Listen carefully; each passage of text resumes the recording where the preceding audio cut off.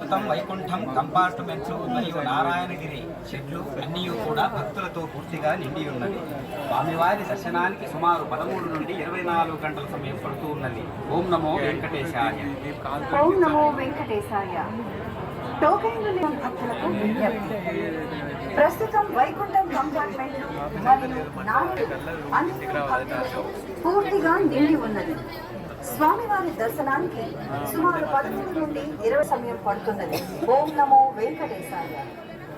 ఓం నమో వెంకటేశాయ. తిరుమల శ్రీవారి దర్శనం కోసం భక్తులు అనవసరంగా లగేజీ తీసుకునే చోట, సెల్ ఫోన్లు భద్రపరిచే చోట 2 నుంచి 3 గంటల సమయాన్ని వ్యర్థంగా టిటిడి వారు ఉపయోగిస్తున్నారు. దీనికి మారుగా క్యూ లైన్లోకి ప్రవేశించడానికి ముందరే భక్తుల నుండి లగేజీలను, సెల్ ఫోన్లను తీసుకుంటే ఈ సమస్య తొలగిపోతుంది. దర్శన సమయం త్వరగా జరిగిపోతుంది.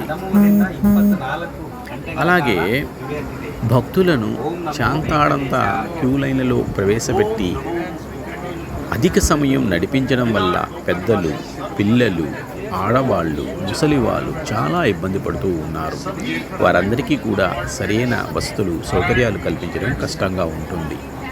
దీనికి మారుగా వైకుంఠం క్యూ కాంప్లెక్స్ 3, 4 నిర్మిస్తే మంచిది. అది ఉత్తమం అవుతుంది. అది లేకుంటే దేవాలయం చుట్టూ ఉన్న గ్యాలరీలలో ఒక వ్యవస్థను ఏర్పాటు చేసి షెడ్యూల్లాగా నిర్మిస్తే అక్కడ నుండి క్యూ లైన్లకి నేరుగా అటాచ్మెంట్ చేసే అవకాశం ఉంటుంది. అలా కాకుండా భక్తులను క్యూ లైన్లలో కిలోమీటర్లు కొద్దీ నడిపించడం వల్ల ఆయాసం, సమయభావన, అలాగే వృద్ధులు గుండె నొప్పులతో మరణిస్తూ ఉన్నారు. కాబట్టి టీటీడీ వారు ఈ విషయం పట్ల శ్రద్ధ వహించాలి. అలాగే టోకన్లను ఏ రోజుకు ఆ రోజు ఇవ్వకుండా మరుసటి రోజుకు మాత్రమే టోకన్లు ఇవ్వాలి.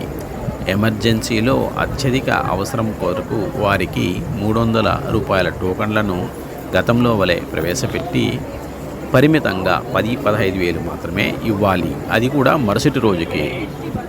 సర్వదర్శనంలో మాత్రమే ప్రతి రోజు కూడా అనుమతి ఇవ్వాలి. వేరే అనుమతులు ఇవ్వకూడదు. జై శ్రీరామ్, జై శ్రీరామ్. ఈ బాధ్యతలు నెరవేరిస్తే భక్తుల కష్టాలు తీరినట్లే, ఉపశమనం కలిగినట్లే. మేధావులకి ఇది అర్థమైతే చాలు.